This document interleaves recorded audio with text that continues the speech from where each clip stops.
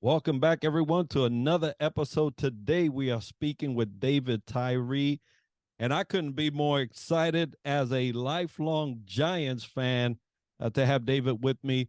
David is an NFL champion, an entrepreneur, speaker, leadership and performance coach, an author and podcaster, and he does a couple of other things that I'm not including in there, but just to be short, David, welcome to the show. Man, Rick, it's really a joy to be with you, man. Thank you so much for having me on, and just great to develop this relationship, brother. Amen. And folks, we will be speaking about going from games to business in your leadership. And if that's what you want to learn about, this is the episode for you. But before we get into all of that good stuff, David, tell us a little bit about you.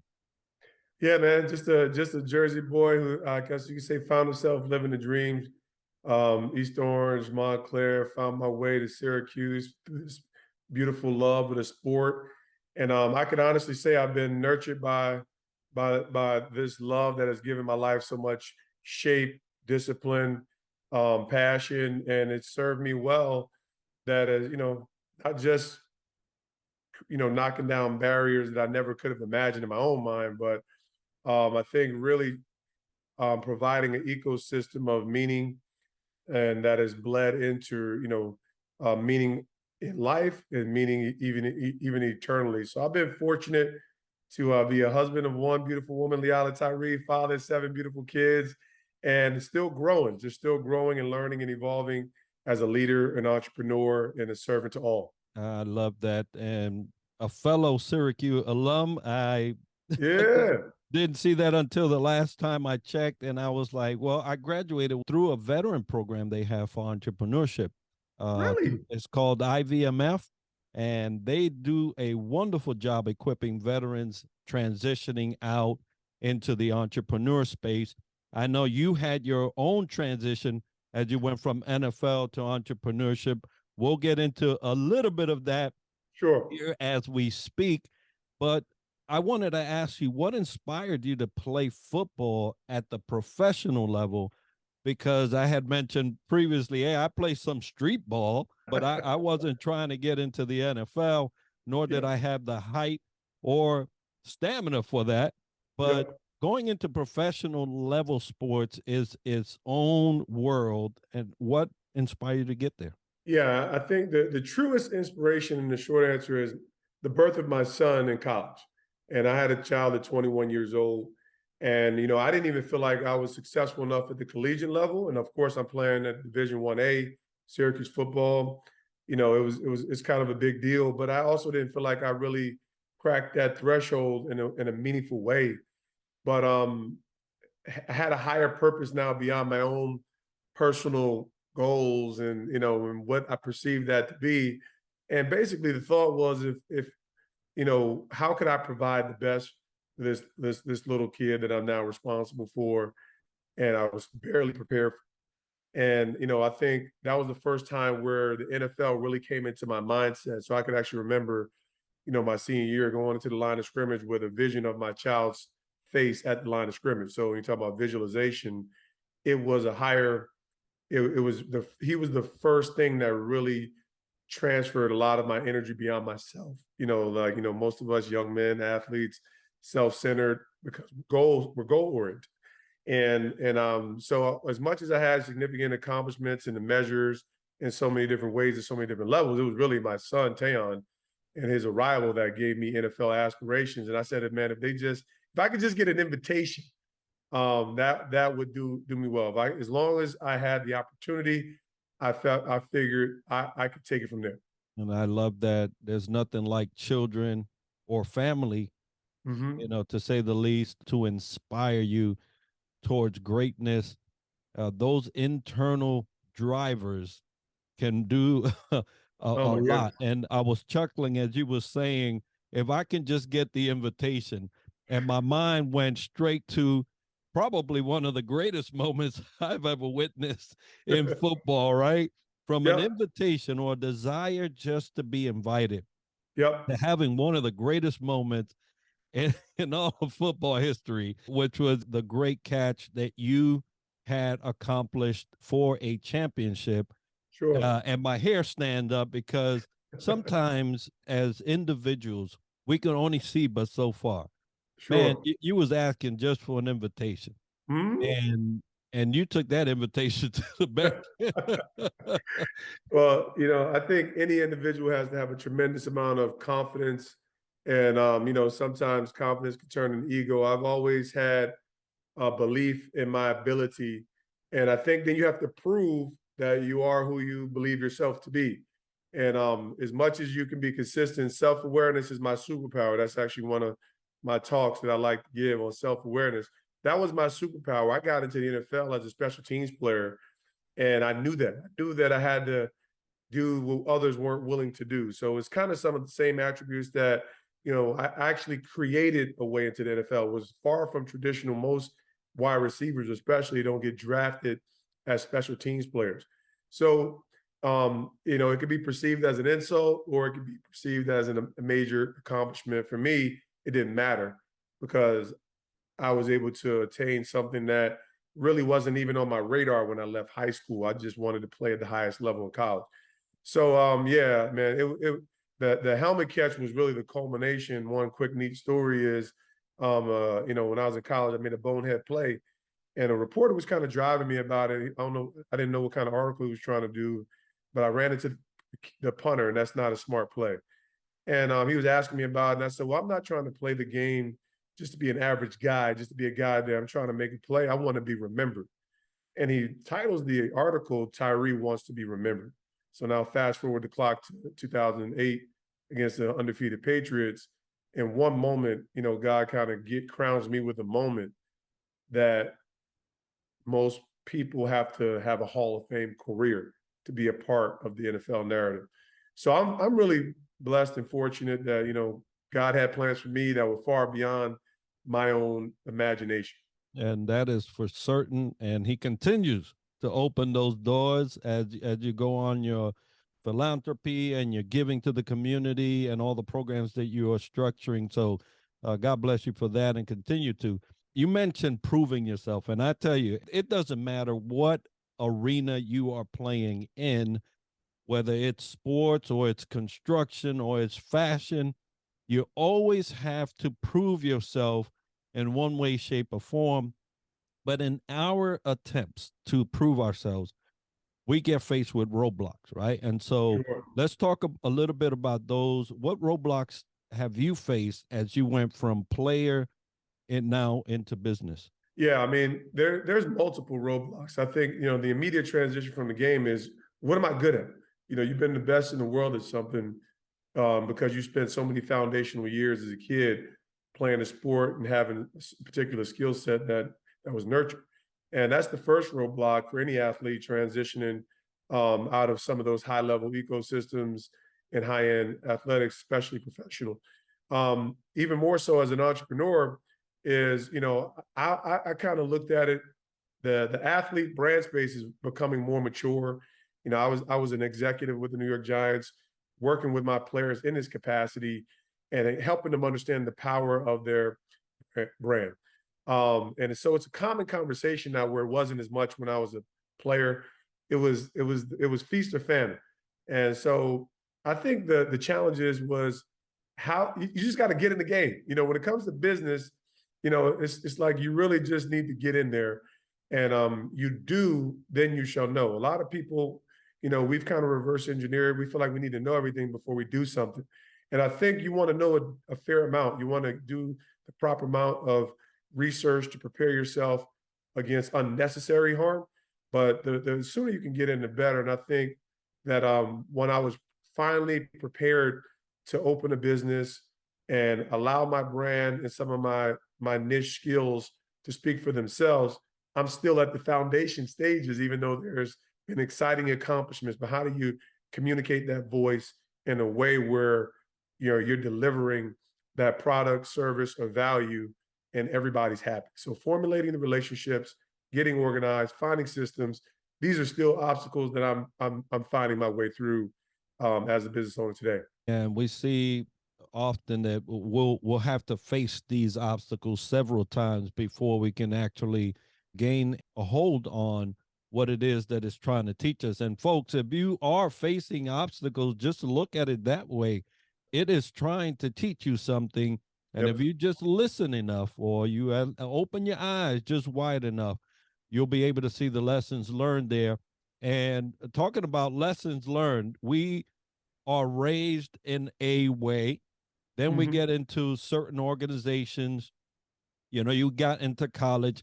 I'm sure that taught you some leadership lessons. Oh, Getting sure. into football at the at the professional level undoubtedly taught you some other lessons. But what leadership lessons you received on the grass that helped you on the asphalt? It's definitely mindset. And I think one of my I always looked at everything as an endurance race. My greatest quality as a player was stamina. And because I was a special teams player, like you say, your best ability is availability. And, I'm going to outlast my opponents by virtue of living a life that's consistent with my values, beliefs, and enduring to receive the reward. There's always the space to understand what adjustments might need to be made along the pathway. But ultimately, if you have the right people, the right plan in place, then it becomes just enduring the ebbs and flows, obstacles, disappointments.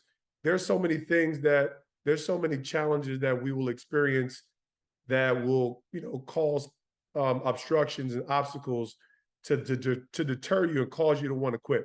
So I think that especially that's what athletics, the beautiful thing about sport is there's one single goal and it's winning, right? That's the beautiful thing. The objective is you didn't win unless you won, but even in a loss, you learn, right? So these are the transferable realities that when you find yourself in business, which is also synonymous to life experience, there's going to be disappointments. Now you can find different measures and wins in business, whereas profitability might be a win. It's not always just so black and white. Revenues and wins, people wins.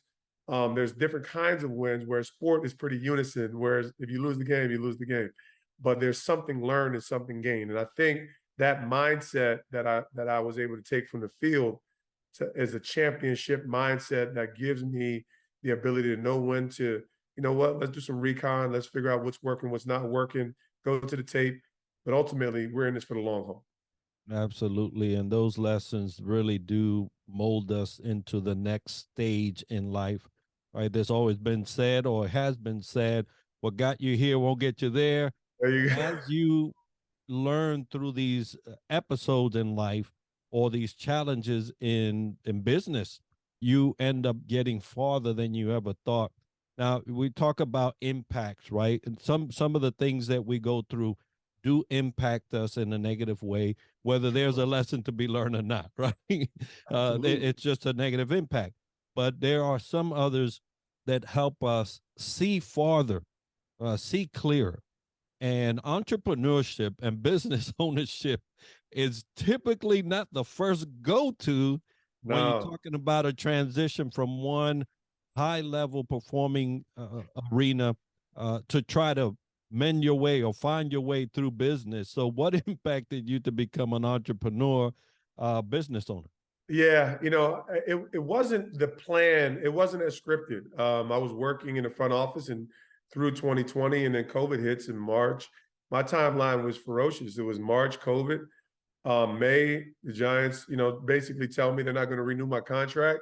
My contract was up, and and that happens in sport. New GM, new coach, and you're not a part of their plan. And I think I performed above measure, but it's not relevant. And then I was planning on working full time and opening this clean juice single unit franchise to at least observe it, see what our experience was. I know how to follow a playbook. I like the brand. I like the concept. It was consistent with my life and values. But then next thing you know, I'm unemployed in the middle of a pandemic with a restaurant business, which is typically really harder, a lot harder, right? We look at 8 to 10, I believe 8 to 10 of restaurants fail. So it wasn't what I signed up for in theory. Like it would have been nice to have the revenue, but I feel like that was a decision that was made for me. And after weathering the first year, in the midst of COVID, it was kind of like a little bit better than break even. Like we had to shave off so many, we had to shave, staff wasn't available, minimum wage going up. So these are variables that are happening in silent that your customer doesn't know about. And next thing you know, I'm going from the front office to cold press juice. So this is the life of an entrepreneur. You have what you have in your hand, you play your cards. And that's what I did. And that's always been my life and my mindset mantra. So some of it wasn't full, but once I found myself in it, I realized I was built for it. Like it was true to who I was as a person from an endurance standpoint. And some of it was problem solving, some of it was okay. As much as I didn't foresee myself here, if we could survive this first year, we certainly are laying the foundation for something that's going to last and build a legacy for our family. And I think in relation to what my experience has been in the marketplace and sport and leadership throughout, I knew I had far more to give along the arms of DT3 and what some of my leadership, executive experience. And it was just about finding a way to cast that vision, build a team, and continue to package that value in a way where people can share from my experiences and partner with make the right strategic partners and add value throughout. So I think that's still been a process, and we're really excited about some of the growth that we've had, some of the lessons that we've learned, and just every day is a new day. And I think we're trying to be clear on objectives and what we want to accomplish. There's never a cookie cutter way. There you go. Talking about entrepreneurship. One day you're in feast, one day you're in famine. You mentioned that earlier. Sometimes things fall all in place, and then sometimes it look like a bomb went off, right? You're like, what's going on here? That's right. And sports, you played it at young, you played it in college, you played it at the professional level. Sure. There's a lot of success that came from that experience. So what role do sports have in success for those young ones right now out there playing, running around in the grass, maybe don't even have a vision of what that is going to look like for them in the future, but success is waiting for them. So what role did that have? Yeah, I think it created a perspective, and I think the beautiful thing about sports is most people go into it willingly, right? Like they gravitate towards something that they actually had interest in, and so they're willing to suffer because of their love for it. And and there's few things that provide, especially a sport like football, but there's other sports as well that provide the community the sense of meaning and the sense of you're willing to suffer for it. And I think when it comes to business, what you want to do is find yourself in a space where what you're giving, because there will be these avenues where you feel like you're suffering and there's no light at the end of the tunnel. And you have to determine that what you're engaged with is worth it, right? And the learned experience that you'll have will build. When I say callous, it's the necessary callous to sustain the ebbs and flows of an ever-evolving and changing market, and help you to crystallize what your value proposition is. And some of this, I think, where it becomes intimidating for most people is language, right? Like, what's the language of my field, and how do I communicate what separates me from competitors? And I think ultimately it's the individual, right? Like, and I think where more business owners are learning is I have to be front facing to differentiate myself and why a provider, a customer, a business wants to do business with me and my business. And I think that's kind of what is beginning to reestablish. So once we kind of can hone in on some of that, then that's when I think we become dangerous. And it is a process. You don't build Rome in a day. And I think we have to be okay with the fact that it's going to take a little time to figure out how to cast that vision in a way where people want to be a part of it. Good talent costs a lot of money, right? So how do you build this one step at a time? I'm still in that process, and I have immense opportunity, but I'm not shirking the process. And I think I'm okay with that. I mean, like, I can meet with a couple millionaires one day, but then I go home and I still got to figure out who's getting this project done when I have to be here. So all those things don't stop in entrepreneurship. You have to have sales, operations, marketing, and accounting. You got to have your core four if you want to run a business. So you're not going to be great at everything. You have to learn how to supplement those things to run an efficient business. Talking about being part of something, you are doing quite a few things as we currently speak. So what do you have coming up, and how do people get a hold of you to be participants or supporters or even engage you in conversation? Yeah, man, definitely the website is the best place right now, davidtyree85.com. Pretty active on LinkedIn and Instagram. So those are the two most active platforms, dtyree85. You can find me by my name on LinkedIn. We have the platform. I really enjoyed the Catch the Moment platform. We have sponsorship opportunities available. Really looking to build and grow. We've been doing the podcast, amazing guests from Eric Reed, Kneeling with Colin Kaepernick, to people who you might not know but have profound insight. We've gotten into people who turn a school bus into a home. Just want to provide unique stories, known and unknown, and how people are finding their moment to success, the journey, the pain point, the process. So there's tons of ways to partner on that platform and amplify your business, and also want to continue to amplify stories, as well as the Catch Camp. I basically, everything that I had in the cupboard, we brought to the forefront. And I think now we're trying to figure out how to amplify those avenues. I'm a people person. I want to celebrate and elevate. So my story has been that. It's been one that has brought inspiration and motivation to so many. And I want to be the champion for people who are known and unknown. And I think that's kind of what my life has led to. It's been a life of overcoming. And I want to celebrate those other people and give my platform as a means to others who have done that and are still doing that.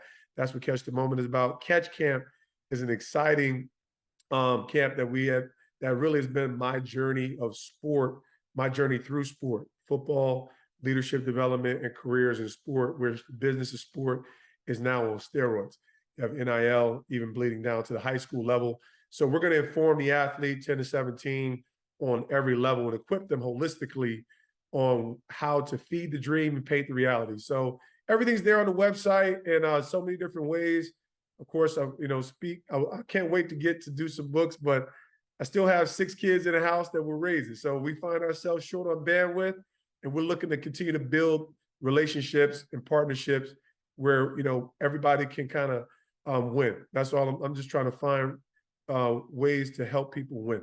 Outstanding. Well, folks, we're going to have all that as part of the show notes and video, so you can get a hold of what David is doing and his great organization. David, we celebrate you today, right? Not only for having the stamina to get you through professional football, but now you're going to need a little extra stamina for entrepreneurship and the great things that you're doing with your community. We really salute you and thank you for all that you're doing. Folks, today's episode is sponsored by Fantail Services and Superpass, which are powering our website and app, Southern Sweet and Sassy Coffee in Harchester, London. And if you enjoyed this episode and learned something interesting about the topic covered today, make sure to subscribe and let us know by leaving a comment right now. And we're always looking for new ideas and guests that we can add to our show. So if you know someone or have a topic that you would like featured on the podcast or want to sponsor our show, we'd love to hear about it by emailing us at triadleadershipsolutions@gmail.com. Be sure to tune in next week for another episode where we dissect leadership from another angle. And as we like to end the show, success to you.